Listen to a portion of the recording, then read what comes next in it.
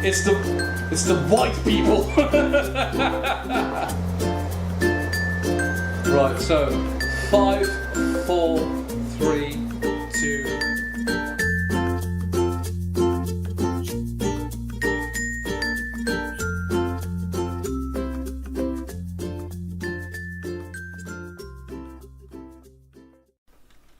Hello there, Stuart. Flow Rider. Hey, I was going to say long time not spoken, but it's been, 2 weeks? Yeah, I mean, compared to the last gap, it's a blip in it on the radar. Like the last minutes of Earth's existence when mankind appeared. Yes. Compared to the 3 billion, 6 billion, how many years before that? Yes, indeed. Yes. You've got all Neil deGrasse Tyson on me. I prefer Carl Sagan, but I'll go Carl Neil Sagan's deGrasse great. Tyson. I hate Neil deGrasse Tyson. He's a fucking prick. I used to really like him. I used to really like him because I was like, Same. oh look, he is both scientist and cool black man. And he's got a genuine love for science, which is infectious. But he's completely humorless, and I hate him. I followed him on Twitter for a long time, and I actually enjoyed it. But then he started, he tried to get into anti-humor, like everything is factual and nothing can exist, with the suspension of disbelief. So he started making fun of movies, like, gravity couldn't really work because, the Earth was moving that way, or the movie Gravity, and the astronauts were going that way, and they were speaking, and they should have been propelling themselves at such speeds. I'm like, oh, God. And I was fine with that, but then I couldn't see Star Wars The Force Awakens like the weekend it came out. And he said, well, on Sunday, I'm going to completely dissect Star Wars The Force Awakens. And I'm like, no, you know what? Mute, and I'm just never going to see you again because I don't want the movie ruined before I even get to see it. Yeah, I had the exact same experience with Neil deGrasse Tyson on Twitter. I saw his live tweet of Gravity. I saw his live tweeting of Interstellar. But the actual breaking point for me came when he spent the entirety of the Super Bowl last year just tweeting about how if everybody involved in professional football had spent their time and lives and money dedicated to science instead, the world would be a better place. And I was like, oh, so it's not just films he hates, it's all fun. Everybody should stop having fun, stop doing recreational things, and just pursue science forever. Like, come on, mate, get a fucking life. I get the reasoning behind it, but if you do it the entire Super Bowl long, it makes you seem vindictive. Maybe I exaggerated. Maybe he did like 2 tweets during the Super Bowl, but either way, just going like, no professional sports, only science. You're painting him to be more evil than he actually is. Yeah, I am. But yeah, the point stands. I think he is a humorless Neil deGrasse man. Tyson is not TLDR approved. He's no Bill Nye. Bill Nye is TLDR approved. That is Bill Nye. Yes, different Bill, different surname, but Oh, they're spelled and pronounced differently, sir. Right, so are you drinking anything? I am. I am drinking premium British lager beer brand Carling. I never really liked Carling all that much. I mean, it's perfectly fine, but I wouldn't go out and buy it. It's the absolute bog standard. Like Carling and Foster's, just totally on a par. But what Carling does have going for it is that you can buy 20 cans of it for £9 in Morrison's. So yeah, it's not as expensive. So Carling it is. Yeah, I do remember that. I used to drink Carling because it was a lot cheaper in the corner shop. Yes, indeed. And yourself?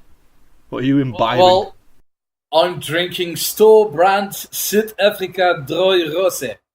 I understood rosé. I understood that word. I understood store brand. Well, because that was in English. Yes, indeed. So I was in the store and I wanted to buy whiskey because I'm like, I haven't had whiskey ever since I got the new house, I think. Oh, yeah? Yeah, somewhere along those lines. So that's been so long. And I'm like, I'm going to deserve a nice whiskey. I get into the store and their liquor department is closed off and it says we're no longer selling alcohol on Sundays. They did their wines and the beers and the smaller alcoholic drinks but the heavy alcohol was now, behind a separate area where I couldn't get to. I'm like, okay. The old velvet rope across the hard liquor. Yeah, well, it's a glass door, but I could go through it, but then I would go directly to the hospital. So I turned around, and literally in front of me is like 3 bottles of rosé, €9. So I'm like, that'll do me. Yeah, I discovered this week the wonders of the wine aisle in Lidl, because I'm a sophisticated man. £2 for a bottle of wine. What could be better than that? I think just because it is cheap, Lidl often gets the stigma of like, it's cheap, ergo it must be rubbish. Yes. But the couple of years I lived in England and I bought my champagne from Lidl, and every time I bought the same brand, and every time, I guarantee you, everybody I drank it with was like, oh, this is actually quite nice. Where did you get it from? I'm like, sit down, you're not going to believe this. I don't know what I love more, the fact that, I buy my champagne from Lidl, or that you have so many social occasions that call for you to be drinking champagne. Like, it's a regular occurrence that you go, oh, this is my go-to champagne. Fucking hell, like, the ambassador. New Year's is at least once a year, right? Okay, that's not so bad then. So that's one. And I had a girlfriend for a couple of years who really loved her sweet wines. So champagne works as well in such an occasion. So when her birthday came along, right, so we were actually talking about Doctor Who. We were indeed talking about Doctor Who. Which is really funny to me, because I was working on the content of the channel and, going through old videos and our old TLDRs, and one of the first things we did, and you said, like, what are we going to be talking about? And I said, we're going to be talking about Doctor Who. And you said, well, I don't watch that. And now we've had a conversation for 5 minutes, we usually do that to warm up and, get a click. And then suddenly you're like, aren't we recording? And I'm like, no, we're not recording. Burning the material. Oh, it's directly like, you just made the joke. You stole that joke from me when I was a bit drunk. That hurt me. Apologies. It'll never happen again. It's sure. That's my one joke for the podcast done. So. Oh right. So you have the one joke. That's my contribution done. I'm going to lay out now. So now the rest of the podcast is just going to be me talking bullshit, and then you actually supplying intelligent remarks. Yeah, sure. The worry is, if we do pursue the Doctor Who tract, is that you'll just, a point will come where you expose my ignorance on the subject. As a casual fan. Oh, you dirty casual! Yeah, I am a filthy casual. I did have a Doctor Who ring binder in my college years, though, to keep my philosophy coursework in. So now the question is, who was on the cover? A Dalek. A Dalek was on the cover. Oh, that's a perfectly acceptable answer. There you go. But it was just as long as it wasn't Colin Baker. No, it was not Colin Baker. Although he was very good in I'm a Celebrity, Get Me Out of Here. Apologies to Colin Baker. He's a very lovely man. He does seem like a genuinely nice man. Not a particularly good doctor, though. I think he only had the 2 years to show what he could, and then they didn't really give him good stuff to work with. No, fair enough. And, a hard act to follow as well.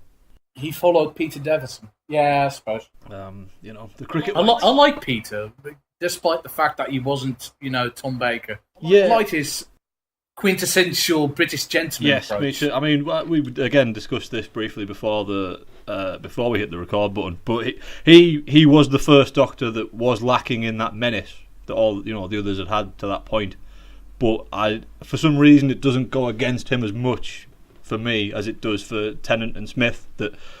That lack of menace. Maybe it is just because he was so much dialing up the quintessential gentleman, with his cricket whites and his cardigans and such. But terribly sorry, mustache, and then just run away from the big stiff upper lip and he didn't need to be menacing because his English air made him seem like he was in control of every situation anyway, and. He didn't need to be threatening because it was like, well, no, of course, everything's in hand, So I think maybe that's why I sort of give him a pass on not being menacing when it's the main criticism I have of both Tennant and Matt Smith is that they're just, fops. Foppish.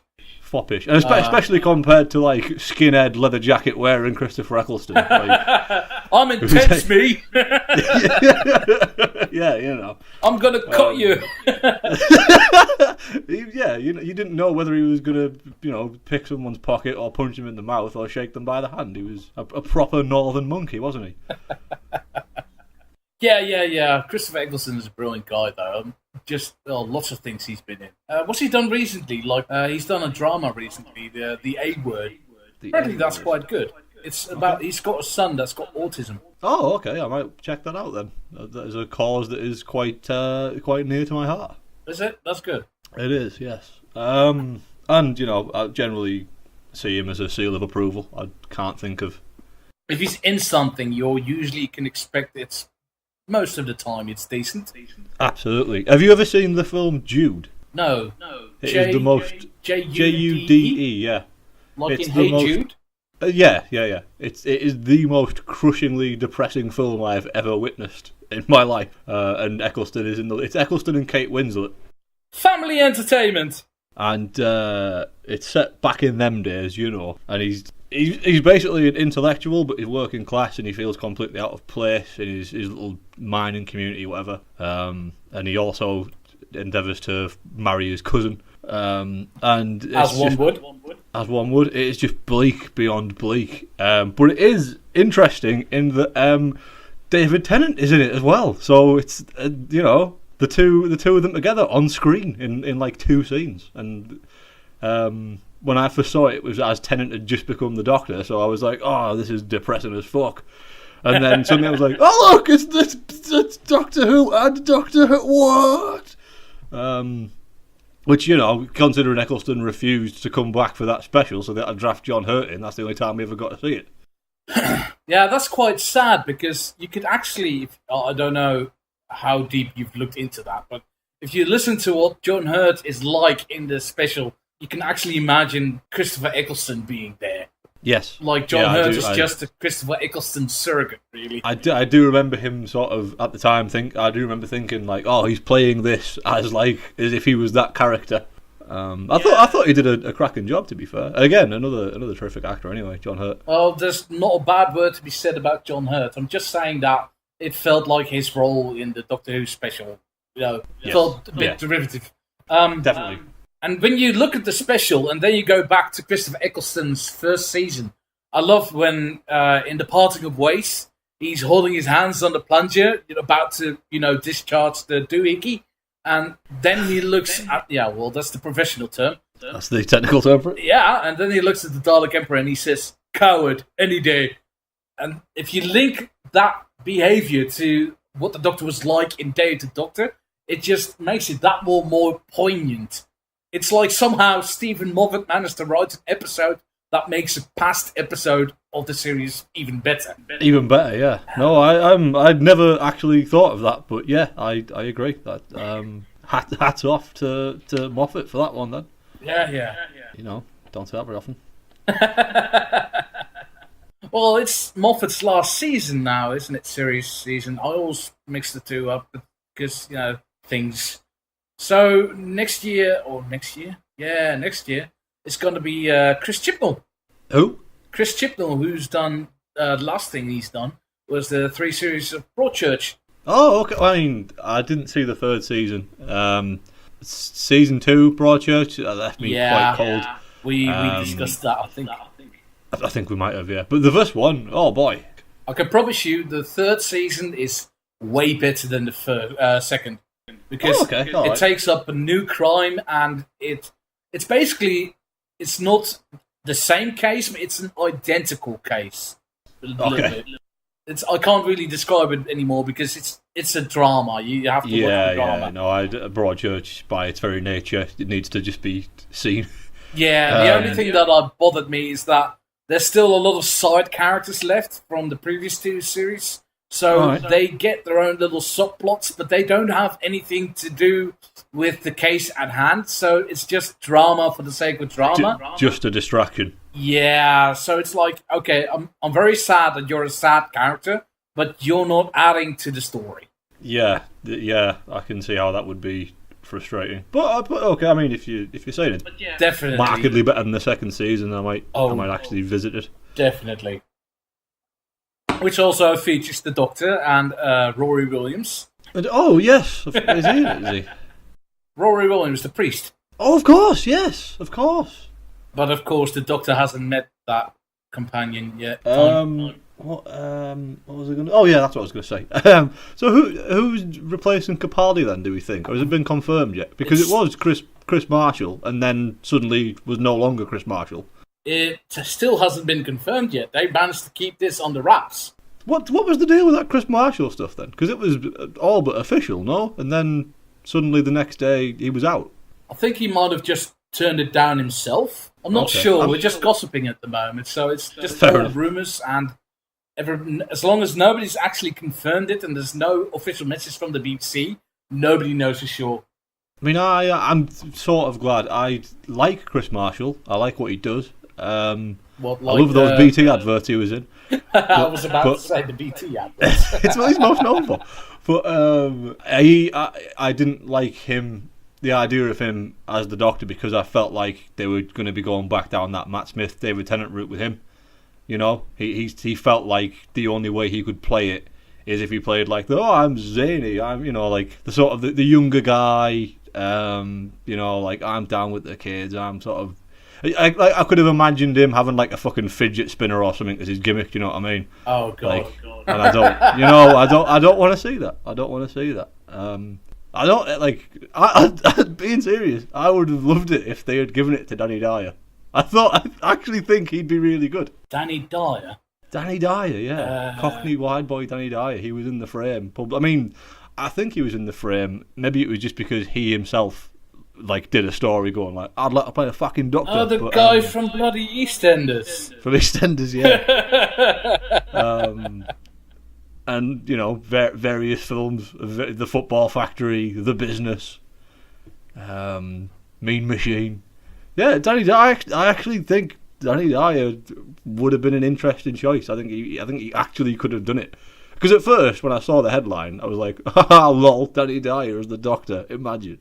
And then I thought about it, and I was like, "Do you know what? Actually, it could work. I actually think that could work." But I don't think it's to be. And the other name that kept coming up was Eddie Redmayne, but he surely is far too big time to be the Doctor. Surely. Yeah, that's one of my problems with everybody going like, I would die if this actor or this actress would become the Doctor. Like, God, what's her name? I forgot. Doctor Strange? Tilda Swinton. Tilda Swinton. So everybody says like, oh, Tilda Swinton should be the Doctor because she's like an androgynous type and she's weird, she's peculiar. I'm like, well, she can take any role she wants anywhere. Yeah, so she's not going to run around being the Doctor for a couple of series. Not on BBC money. Not on the BBC. Definitely not. It would have to be somebody who loves it that much to go there. Like for Peter Capaldi, he was like, you always wanted to be the Doctor because he's been a fan since he was 9. Yeah, and he, he's a BBC man as well. He's been in many a BBC show. But I mean, she's proper A-list. Like, it's fine for I think what's muddied the waters for people's expectations is HBO getting Kevin Spacey and Sean Bean, people like that, to be in their shows. But HBO is fucking their budget compared to the BBC, astronomical. There's no way you're ever going to get a proper Hollywood A-lister just knocking up on a BBC show. It's just not going to happen. They're too busy paying Graham Norton £8 million a year. They can't afford. They can't afford to. Nothing against Graham Norton. They can't afford to shell out for proper Hollywood A-listers. No, they're definitely it's just not realistic. Like that. Patterson Joseph is a name that usually comes up in relation to the Doctor, but doesn't seem to have been this time around. Don't know why. Patterson Joseph. Sorry, I'm just googling it again. Johnson from Peep Show. Oh yeah. He's been in the running before for number 11. Yeah, his name normally comes up because it's the big. It feels like any recurring character like this. Every time they're going to recast it, it has to be somebody who's already been in the running before. Oh no! I was going to say, what if they did a black one? What if they did a woman one? And I'm not going to go all Gamergate on it, but it does feel like that conversation is almost forced now. Like people are just trying to throw any name they can, not because of any merit. Like it's almost patronising in a way. Yeah, like it can't be a white guy, so it has to be this. Yeah, but it always feels to me like, oh, we need to let them have a go. Like we need to just find any viable black actor to play James Bond or play the Doctor, just so we can say we've done it. It just feels so patronising. Like, yeah, you know, you have to get somebody proper the first time around. Yeah, like, you know, like if someone comes along who is just a good actor, full stop, he's like, oh, he happens to be black, give him the role. But not like, we need to find a black guy to do it. We need to find a woman to do it, just to say that we've done it in the name of equality. Look, equality is happening, guys. We've let them have a go. Like it feels so patronising and dirty to me that people are like queuing up to name any black actor to play Doctor Who. All that said, it's very easy to say because we're both two white men as well. Yeah, all that said, Patterson Joseph is dead good, and he probably could do it. I really loved him in the Green Wing. Oh God, I forgot he was in Green Wing. Yeah, he was in Green Wing. Oh I never Lord, watched. Yeah, he has the affair with Olivia Colman's character. Yeah. I forgot all about that. See, I want like the first actor or actress to not be a white man, and I really want somebody to knock it out the park. I want somebody who can fill big boots if they need to. Like the next person after Peter Capaldi has to be really seriously good because he's been so well received by everybody, really. So if you're gonna have somebody like they cast Sarah Jane, or I was just saying a name, but not Sarah Jane Smith. So a random woman, and she's absolutely atrocious. And then people start lambasting her, and it's like, oh yeah, she's not as good. And then in hindsight, everybody will be like, oh yeah, you see, it's because they cast a woman, or like never exactly. got a real shot. Yeah, they let a woman have a go at it, and look how she fucked it up. We'll never make that mistake again. It's what you could possibly refer to as the Margaret Thatcher complex. Remind me, what gender is she current Prime Minister? Well, yeah, it's happening again. It's happening again. Fool me once, shame on me. Fool me twice, can't get fooled again. To quote the former President of the United States. George W. Bush. The strangest thing about Trump's presidency is the rehabilitation of George W. Bush as a competent man. Yeah, everybody's like, well, in hindsight, he's not really that bad. Do you know what the thing with Bush is? It has transpired since his presidency ended that he seems to be a genuinely lovely man. And because of his numerous gaffes and his simple, expressionless face, he's become sort of an endearing figure. Like, you sort of look at him like, he didn't know. He didn't know he was, his vice president was just evil. He couldn't help it. You want to tousle his hair. Do you know what I mean? Poor George. But surely that's how he became president. He was the man who you could have a beer with. Well, and then, he'd also offer to drive you home after. Yeah, that type of fella. And then he started painting, and everybody was like... And his paintings are really bad.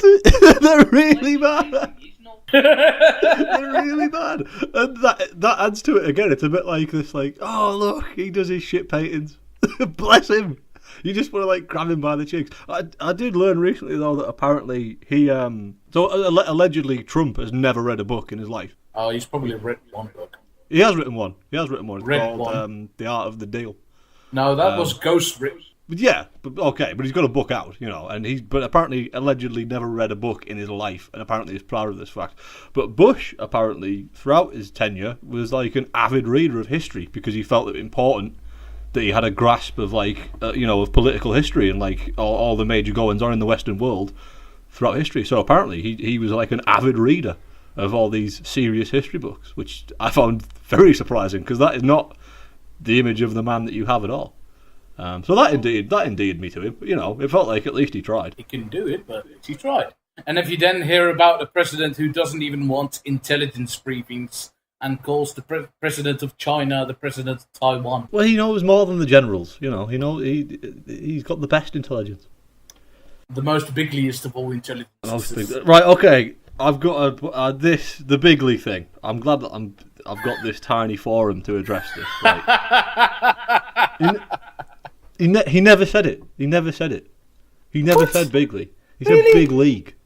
Big league, he says. And anyway, bigly is a word. Someone looked it up after when it was when it was first in the news and it was viral. Someone looked it up, and bigly is a word. It's in the dictionary. So even if he did say bigly, which he didn't, it is actually a word. So he'd be correct anyway. But my real issue with it is, there is so much to go at with Trump. There's so many things that he's done wrong. You don't need to make things up. And the bigly thing persists, and it just always really annoyed me, because he didn't say it, and you don't need to make shit up to make fun of him for. I mean, fucking hell. I am now very upset because I never knew that bigly was actually a word. It's a word. Bigly is totally a word. I refuse to believe. I refuse to believe he used the word bigly and then knew what it meant if he actually used the word bigly. Don't get me wrong. No one knew bigly was a word before this. And if he did say bigly, he certainly, he wasn't like, oh, it's this little used word that no one knows. Like, it's actually in the dictionary. He was just saying it because he's an idiot. But he didn't. He said big league. He says big league. Excuse me. He says big league all the time. He says it all the time. I am now upset.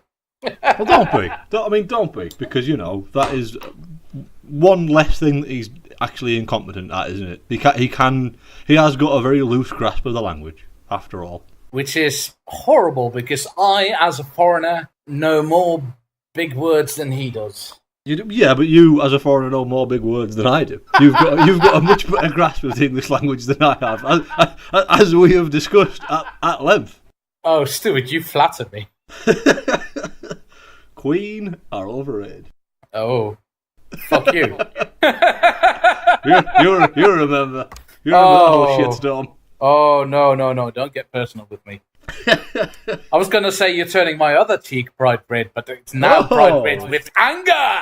No, I'm saying that you were right about the whole thing. I'm big enough to admit that I was wrong. I still say it that way.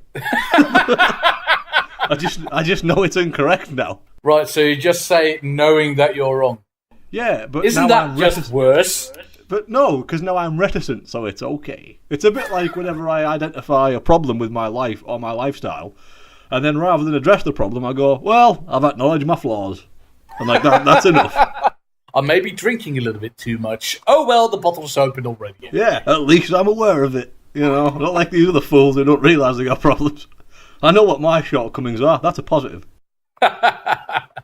Actually, that's usually a sign of intelligence, and I don't want to, start off fables or anything, but if you're actually doubting yourself and you know where your shortcomings are, you actually have a better grasp on your own capabilities than somebody who doesn't know and just fucks things up, because they usually have a smaller reference pool for these things. Yeah, I've always been really good at self-identifying flaws. As I say, I just never do anything to address them. I only take that first step and then leave it at that.